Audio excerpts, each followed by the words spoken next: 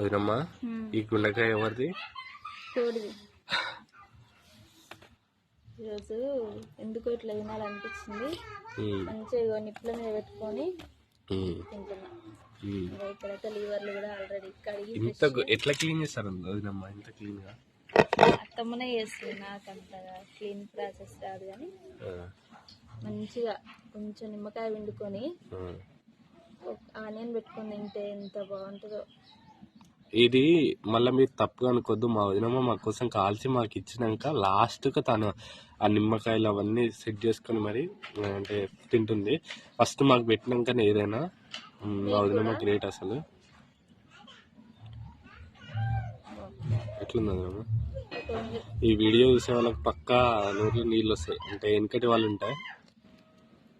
గుండె ఒకసారి జించి చూపించండి, తినండి అది కూడా.